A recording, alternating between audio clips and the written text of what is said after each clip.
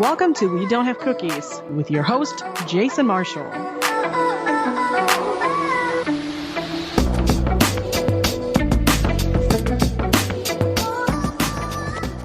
Hey everybody, thanks for downloading the show. My guest today has been in the news a lot recently because of a falling out that he had with President Trump. He has been on the podcast before to talk about his time on the CBS reality show Celebrity Big Brother, as well as his time as the White House communications director. It's Long Island's favorite son and America's sweetheart, Anthony Scaramucci. Well, that's pretty good. I don't know if I'm even the favorite son of my own family, but I love that. Thank you very much. It's a pleasure to be back on. How are you? And happy holidays to you and your listeners. Well, thank you very much. It's great to talk to you. I'm sure most people have heard about what has been going on, but in case they haven't, can you give a quick recap of what has happened between you and President Trump? Well, no, just very, very simply, I obviously worked for the president, liked him, know him for a long period of time.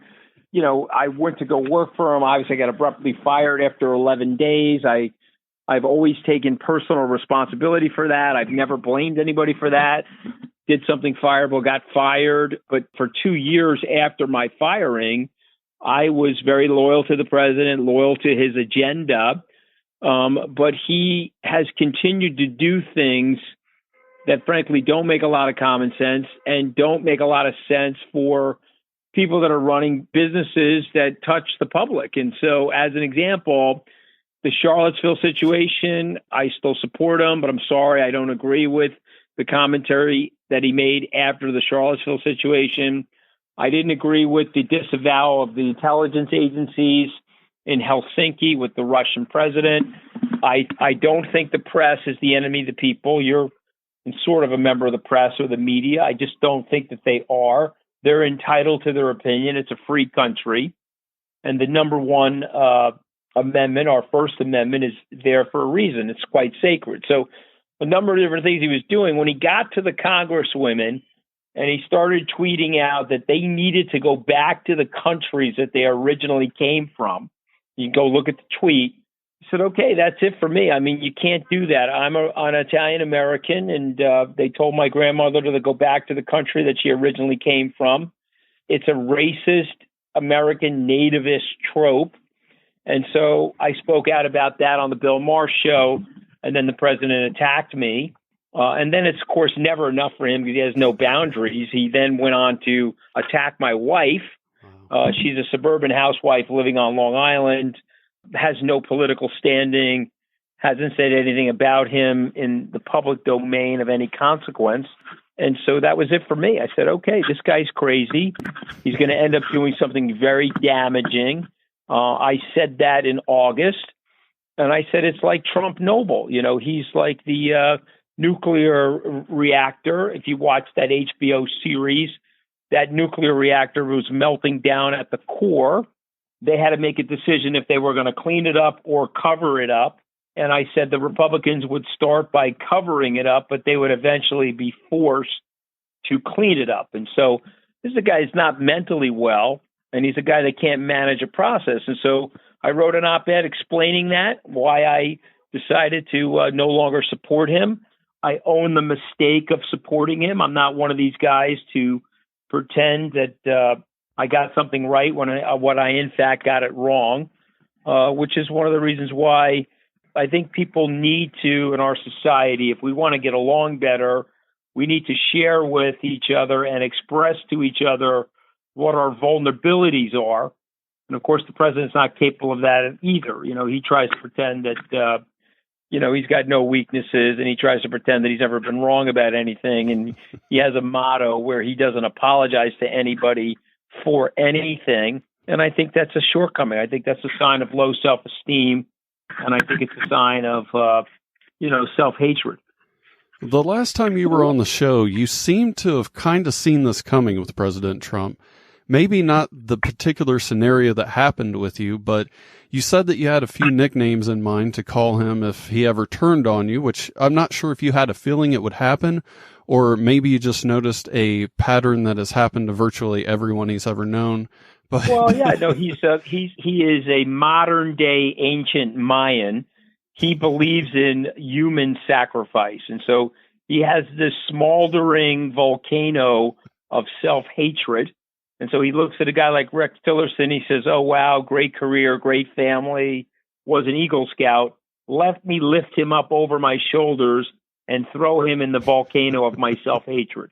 Jim Mattis, he's a overrated general. General Kelly wasn't fit to be my chief of staff. He has something to say about everybody, and, myself included. I mean, you've never felt more alive than when the president of the United States is calling you an unstable nut job. And so that's a lot of projection on his part, frankly, because there's probably nobody less stable and nobody nuttier. But, for me, once he started going down that path with me, I have taken the high road. I do have many, many nicknames that I could render for him, but I've decided to reserve that and just talk about his inadequacy as president and his lack of ability to manage things, his lack of administration, and the fact that he's burnt up 80 or 90 people. When I got fired, it was a shocking event. It was quite humiliating. I didn't realize in the forward 2 years there would be a cast of 80 or so people that would get blown out, resign, or be fired from the White House. And so now it just becomes another pin dot in the constellation of President Trump's absurdity. But again, I did try to help him. I still a member of the Republican Party. I'm not sure how long that's going to last for, but I'm still a card-carrying member of the Republican Party. And hopefully at some point they'll see the light. Well, a lot of presidents have added things to the White House during their terms. President Truman added a bowling alley.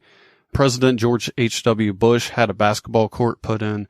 What do you think President Trump will have installed, or what do you think he would like to install? Maybe a big game petting zoo / hunting ground with lots of elephants and hippos and things like that? Well, I mean, I think, he told David Axelrod years ago when President Obama was president that the venues for these state dinners were too small. And he wanted, they sometimes have to put a tent out on the South Lawn, particularly when they do these dinners in the more mild weather seasons. And so he talked about 10 years ago creating sort of an additional wing that would be off of the East Wing, but on the South Lawn of the White House that would be a little bit larger, sort of ballroom-like facility.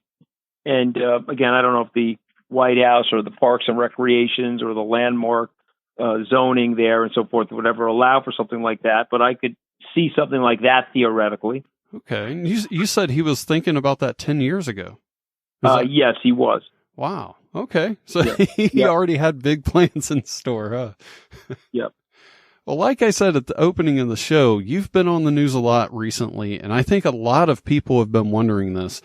What is your favorite window size? Are you a picture window kind of guy, bay window? What shape window can you just not stop looking out of? It's a really good question. And so for me, it would be sort of a circular port-shaped window. And I'm a big lover of the sea, and I try to go on at least 1 or 2 cruises a year. I try to get out on the sea as often as possible, and so I would say port windows to me, particularly in seafaring vessels, are things that I'm very switched on by. Double pane with argon? Exactly. All right. I like your style. Well, I like to do a thing on the show called A Question from My Last Guest, where I ask my last guest to give me a question to ask my next guest without my last guest knowing who my next guest will be. The question can be silly or serious. Anthony, are you ready for a question from my last guest? I am. Yep, absolutely. If you could indeed go back in time and do just one thing different, what would that one thing be? It's a very good question, and I have actually thought about this because it's one of those things we sometimes live our life with regret. So let me just preface this. I think this will help your your listeners. I have three things that I live by. The first one is the Mel Brooks aphorism, where Mel has often said, relax. None of us are getting out of here alive. Relax. Not getting out of here alive. Yeah. Second one that I live by is what Coco Chanel said. She said that you get the face that you deserve when you're 50. And her point was, if you're scowling all the time and furrowing your brow, you end up in a situation where you're heavily lined and you look miserable. But if you got a lot of smile lines and you've had a lot of smile activity over the course of your life, your face sort of at 50 shapes in that direction. So, keep a positive attitude. And the third thing actually came from a philosopher called Lao Tzu, where, he said that if you're focused on your past, and this is a past question, and you have regrets, what ends up happening is if you're overly focused, you become depressed because you have all of this woeful regret about your past. If you're focused on your future, you have too much anxiety because you can't control those variables in the future. And so you're fret with anxiety or anxiousness about what's coming. And so Lao Tzu said you have to really force yourself to live in the present. So with that, the only thing I would seriously change, and I've had many regrets, I'm not saying I haven't, but when I was in law school, I sort of was a little bit burnt out from my undergraduate studies.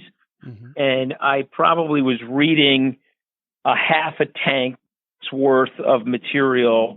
And I don't have the time now, frankly, to read all of the stuff that I would like to. And there's a whole list of classics that I had the opportunity to read when I was in the earlier years of my career in law school. And I wish I had figured out a way. I wish I had been less lazy and figured out a way to read those.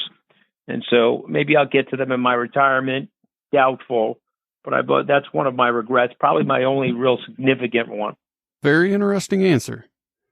A few weeks ago, I was talking to comedian Andy Erickson about her experiences on the sets of the Fox TV show Scream Queens and NBC's Last Comic Standing, where she gave me a shocking answer about whether or not there were dangerous animals backstage of the show. I haven't asked any of the Big Brother contestants this before, but her answer made me wonder, were there ever any dangerous animals around during your time in the Big Brother house? No. Why? Have there been dangerous animals on the show? I guess I didn't realize that. Like I said, I wasn't aware of it. Okay. In the Big Brother house, this is an honest question that I have been wondering for some time. You became friends with Lindsay Lohan's mom, Dina. During one of the challenges, I don't remember what the brand was, but you said you were going to send her a case of wine or champagne. I forget which. Have you followed through on that? I did. Yeah, no. So it was awesome. We were drinking Rosé Vive Clicquot. Uh-huh. And so they don't like having you drink a lot of alcohol in a little box like that where you're all forced to live with each other in that sort of intense closed-in environment. Yeah. And so they served alcohol on Thursdays. So yes, I did send that to her. That's a good memory, actually. Pretty cool. Can you send me one too? Get me your address, man. All right. Well, I have a serious question for you. I've asked this before on the show, but I think I just asked the wrong person. As most people are aware, fusion-powered nuclear reactors would produce an enormous amount of energy for consumers, as well as being eco-friendly. But a huge snag to doing that, as scientists have found, is trying to fuse two hydrogen nuclei together to create isotopes. Do you have any ideas on how we can fix that issue? Well, I think it's a public relations issue, Mm-hmm. I mean, you're talking about getting more fusion power, which would lead to less carbon emission, right? And lead to more emission-efficient energy. Is that correct? Yeah.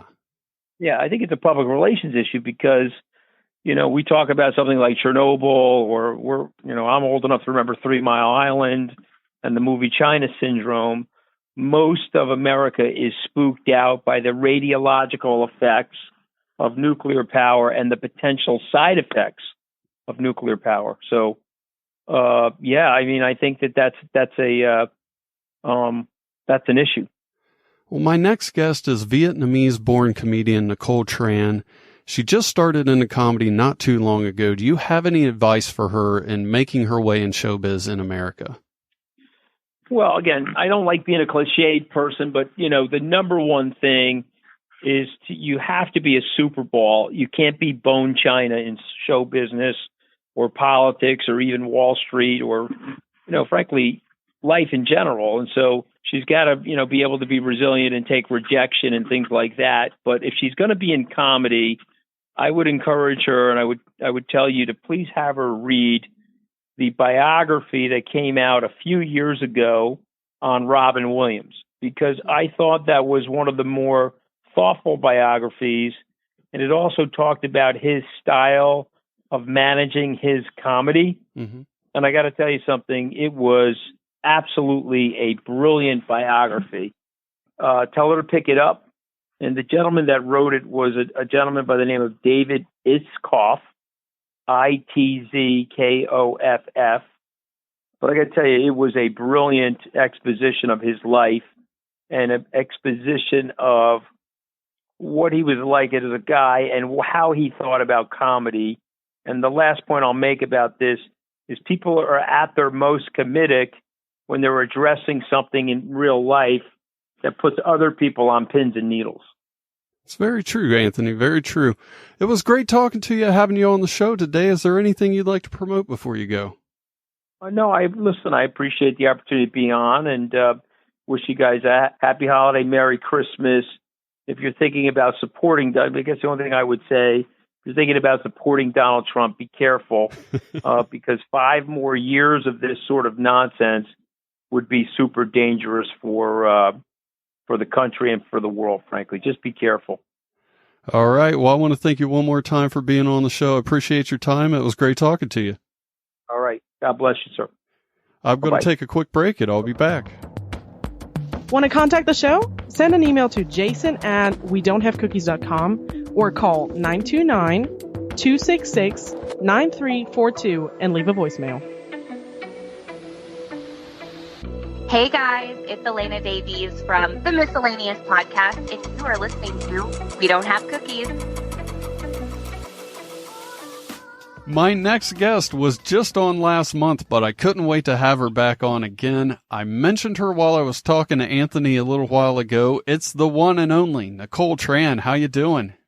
Fabulous. Good afternoon from California, the state of sunshine, everybody. I just asked Anthony for some advice to give you. What did you think about that? Oh, his advice for me to read bio of Robin Williams? Yeah. Sure. I think that Robin Williams is naturally funny. Yeah, he was a very, very funny man. I think personality also very funny. The way he talks, the way he moves, the way he, use the body gestures. Naturally. Yeah. Very expressive. He was born with it, yeah. I had 78-year-old comedian Pat Griffin on the podcast a few weeks ago. We talked about you a little during the interview, mostly about your trip together. She said that the two of you met at Toastmasters, which is a public speaking group. How did you transition that into traveling together and doing stand-up? Toastmaster teach me confidence, communication, and leadership. Mm-hmm. And with that association, I joined a couple competition to help me with my English. I joined the Toastmaster. So I thought, no problem, toast, I can master. Just 2 pieces of bread, some butter, some jam. I am a master of toast. Tomorrow I master English muffin. And then I joined a couple contests in the Bay Area. So I won a couple. So she introduced me to the comedy. Okay. She invited me to Lucy T. Feather and Sunnyvale. That's how I started. When Pat was on the show, she mentioned that you were a good driving partner for her, that you never complained about her snoring either. And I joked that if she was driving and snoring, that she may want you to complain about that. She laughed and said that you had a cousin named Bing Bing or something like that I should ask you about. Yeah. My cousin Bing Bing. Snores. She snores like this. Bing, bing, bing, bing, bing, bing, bing, bing, bing, bing. It's can be annoying and scary, especially when she's driving. So that's why I'm immune to snoring issues. What's the longest amount of time that you think that you have spent thinking about pencils in one sitting? Can you repeat that? What's the longest amount of time that you think you've thought about pencils at one time? About what? Pencils? What is it? It's a thing you write with. Oh, about pencil? Yeah. Uh-huh. Oh, for pencil? Mm-hmm. Sometimes people can use pencil for different things. I may use it for, I can use 2 pencils for chopstick. I eat chopstick like you eat fork. Fun fact, I actually love chopsticks. I would eat with those more than I would fork if I had them around the house. Can you use it? Oh yeah. Can you use it? Oh. Yeah, I can eat faster with chopsticks than most people can with a fork if we're at a Chinese restaurant or something. Yeah. I have a problem with using fork and knife. Really? Because I don't grow up using it like you. Well, Christmas is coming very soon. It's just next week. What was Christmas like growing up in Vietnam? Oh, this is a fun question. We did not celebrate Christmas Day. Really? We celebrate Buddha Day. Oh. It's just like Christmas. We have Buddha Eve, where Buddha Claus climbs down to the chimney. Really? You guys think Santa Claus is fat? You should see Buddha Claus. Buddha Claus doesn't have reindeer, but he has 7 flying water buffaloes, man. And when they land on the roof, they really land on the roof. I had no idea about that. Joke. Well, Nicole, it was great to talk to you again. Is there anything you'd like to promote before you go? Any upcoming shows or social media? Oh, just tonight I go to do comedy at a winery in Napa Valley. Have you heard of Napa Valley? Yeah. Yeah, I'd love to visit there someday. Oh, you should go, man. It's beautiful. Tomorrow I have a show in San Francisco at the Burlesque, when people do like magic and dancing and, Sounds like a lot of fun. Burlesque. And I'm the opening the show and do comedy. Ha ha ha ha. Well, I hope you have a great time. It was a lot of fun talking to you. I hope to have you back again real soon. Okay, thank you, Jason, for inviting me to your show. It's so fun. I'm going to take a quick break, and I'll be right back.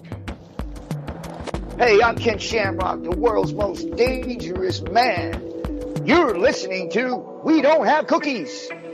Want to contact the show? Send an email to jason@wedon'thavecookies.com or call 929-266-9342 and leave a voicemail. I am back, and joining me as always is the podcast official weatherman, Frankie MacDonald. Frankie, what's the weather going to be like this week starting on Monday? It's going to be lots of snow in Missouri and freezing rain and sleet and rain. And that's going to cause icy and dangerous and treacherous traffic conditions in the state of Missouri, including Kansas. And it's going to bring more snow and rain in Ohio and those places going all the way to New York and all these places. And it's going to bring more snow and things like that. And Australia is going up to plus 50 degrees Celsius. Entire Australia is going to get a heat wave. It's going to be the biggest heat wave ever. A lot of brush fires are burning in Australia. And more brush fires are burning than ever before because of climate change, including Brazil already had a lot of fires, too. They get fires in Chile now, too. Philippines had a 6.9 magnitude earthquake. Wow, really? Just recently, huh? Yeah. What can people do in Australia to be prepared for the heat wave? Drink a ton of water. Don't walk too far because it's too hot to walk. Head to the beach to go swimming to get cooled off. That's another thing. Because the heat wave is so bad, wear a ton of sunblock. Don't wear dark colored clothes. Wear light colored clothes for people living in Australia. We have a lot of people that listen to the show in Canada. What's the weather going to be like up there? Right now, and it's really windy in Sydney, Nova Scotia. Sydney, Nova Scotia had a whole lot of rain yesterday, and Halifax had a whole lot of rain yesterday, too. What can people expect this week in Canada? It's going to be cooler air. it's not going to be bad storms this week. All right, that sounds great, Frankie. It was great talking to you. Is there anything you'd like to promote before you go? My bobbleheads, so I'm being prepared to Frank Bell Guy, life, weather, and everything. Talking Frank Bell bobbleheads. Last time I checked, there were 64 talking Frank Bell bobbleheads left in stock, held in 1,000. Wow, people better get those soon. Christmas is coming. That'd make a good gift. Yeah. All right, Frank. And my focus to be prepared. Frank Bell Guide, life, weather, and everything. People can order it on Amazon. It has a history about my life, childhood, pictures of me, and things written by Sarah Soller. And I had Sarah Soller on the show to talk to her about the book. She was a very nice lady. It was a great interview. Yes. Best luck to you. I'm Frankie MacDonald. You are listening to We Don't Have Cookies. You could be on the Robin Slim Show. You know Jack Casey. He's the guy running the Base Guy Show. You could go on the Base Guy Show. I would love that. Put in a good word for me. That means you'll be We Don't Have Cookies and Base Guy Show crossover. Oh, man, that would be awesome. I would love that. You've never been on the Robin Slim Show yet. No, not yet. That means it could be We Don't Have Cookies and Robin Slim crossover. That would be a lot of fun. Yes. Yeah, hopefully that happens. Yeah, I'm Frankie Dow. We Don't Have Cookies. Coming soon, We Don't Have Cookies and Base Guy Show crossover. Have a great day, Frankie. Have a great day. Stay tuned for those crossover episodes. Frankie seems to really want those to happen. Also, I just looked on Amazon and there are only 6 Frankie MacDonald bobbleheads left, so make sure you get one soon if you want one. Seems like they're going quick.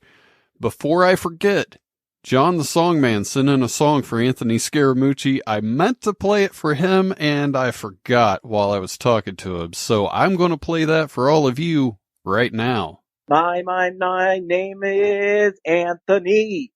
And just so you know, I gotta go to the White House to see Donald Trump. And I don't care if he acts like junk, because none of his speeches make me want to go and take a dump. Because I know he doesn't act like a president that I like to call junk. And now it is time for this week's Strange Days. If you're listening to this on the day it comes out, Monday, December 16th, is Chocolate Covered Everything Day. So surprise your boss by covering their car with chocolate during your break. I'm sure they'll love it. Tuesday is Wright Brothers Day. Never heard of them. Then Friday is Ugly Sweater Day, which is perfect for this time of year. Saturday is Dalek Remembrance Day, which is very hard for me because I've never heard of it. And finally, Sunday is Date Nut Bread Day. So take a piece of nut bread out on a date to a nice restaurant or a movie and show it some love. Next week will be the Christmas episode of the podcast. It's going to be like the Charles Dickens classic novel, A Christmas Carol, but instead of being visited by ghosts from the past, present, and future, I will be visited by 3 guests. One from the past, one from the present, and one who has never been on the show before. It's going to be a lot of fun. You do not want to miss it. I know during the holiday season some people get depressed, so I'm going to end today's episode with a song to remind you that you are not alone during the holidays. I hope you enjoy it. Have a great week. I'll talk to you Monday.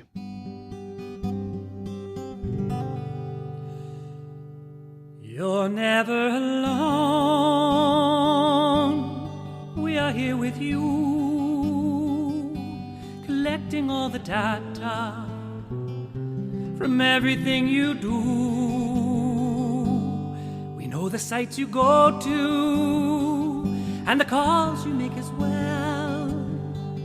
Yes, we know all about you, but don't worry, we won't tell anyone but other agencies who have put you on a list. And when you are denied entry and ask why, they say the list does not exist.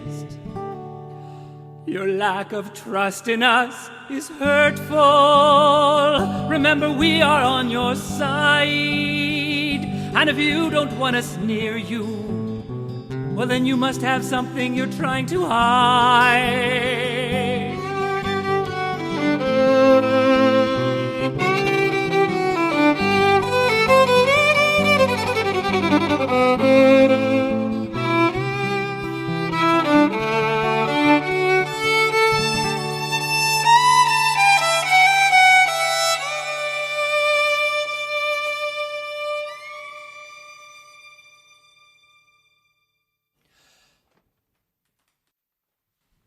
For a true citizen would gladly give up his freedom to be free. But you haven't, so now we have to list you as an enemy. Now you're trying to avoid us. Maybe we will send a drone. There's one thing for certain, you're never